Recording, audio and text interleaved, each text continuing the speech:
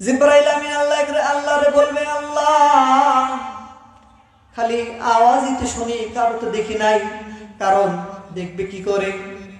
জাহান্নামে পুইরা পুইরা তার প্রত্যেকটা অঙ্গ ছাই ছাই হয়ে গেছে, কিচ্ছু নাই, কোন আকৃতি নাই।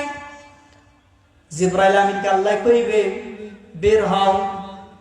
আল্লাহ তাআলা কুদরতি হাত জাহান্নামে প্রবেশ করাইবে।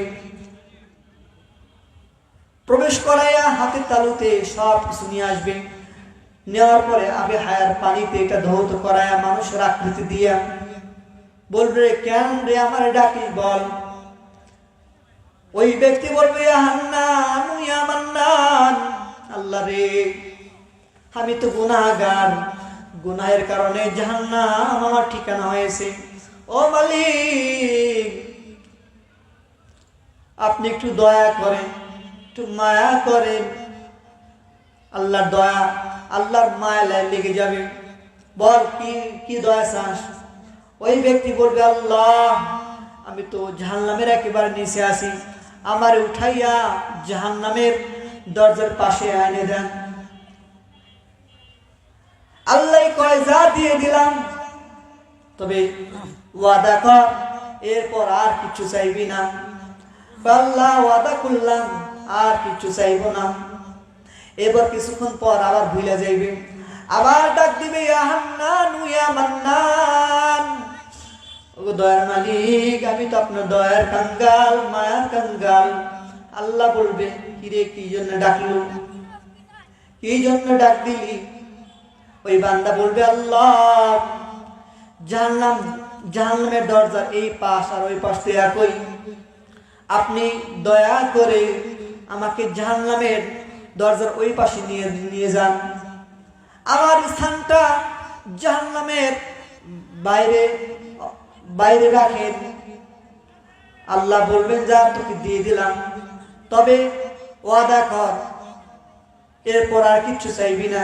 ও আল্লাহ আর কি চাইব? কোন আমল নাই, কোন নেক নাই, কি চাইব?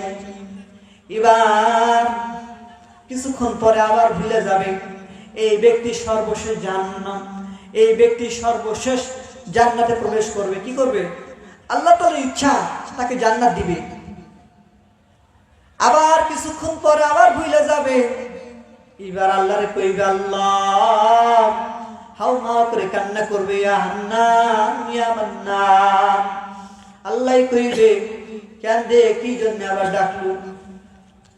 ওই ব্যক্তি বলবে, আল্লাহ আমাকে এমন জায়গায় রাখছেন না জান্নাতের দরজার সামনে না জাহান্নামের দরজার সামনে, আল্লাহ মেহেরবানি করে আপনি আমার স্থানটা পরিবর্তন করে দেন।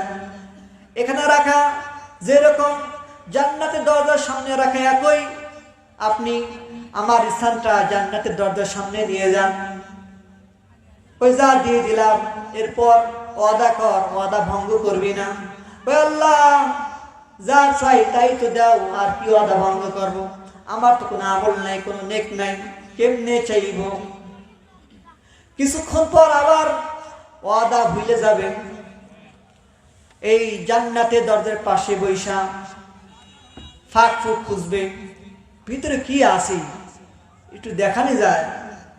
বারবার ফাঁক ফুক খোঁজে, কানাকিনি খোঁজে, ভিতরে কি আছে।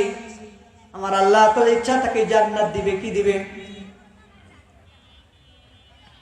আল্লাহ তাআলা বাতাস জারি করে দেয়, বাতাসের মাধ্যমে জান্নাতের দরজা খুলে যায়। সুবহানাল্লাহ। বাতাসের মাধ্যমে জান্নাতের দরজা খুলে যায়। এবার এক নজর দেখবে, সাথে সাথে দরজা লক হয়ে যাবে।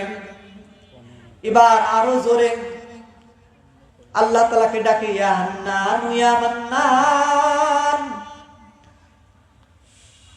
আল্লাহ বলবে, কেন ডাক দিলি? বান্দা বলবে, কি দেখাইলে রে আল্লাহ?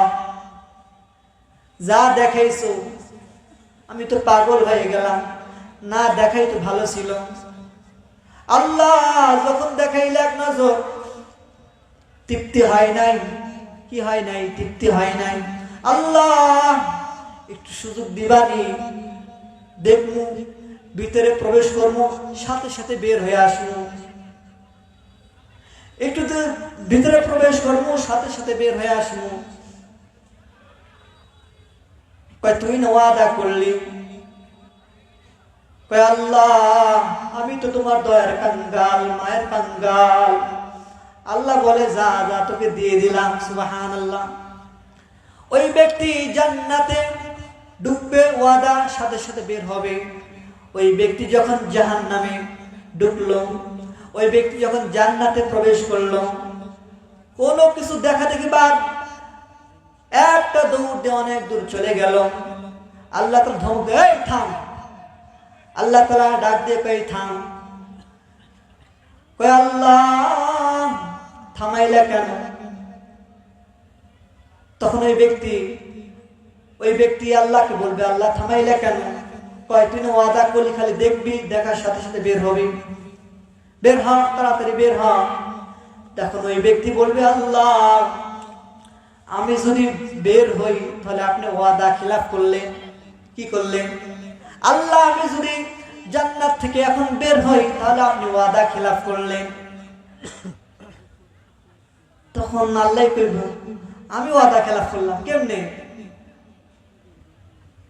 তখন এই ব্যক্তি বলবে, আল্লাহ রবীন্দ্রনগর কোরআনের মাহফিল হয়েছিল, আমি আলেম ওলামাদের মুখে জবানে শুনেছিলাম, আপনি যাকে জান্নাতে ঢুকাইবেন তাকে আর বের করবেন না। সুবহানাল্লাহ।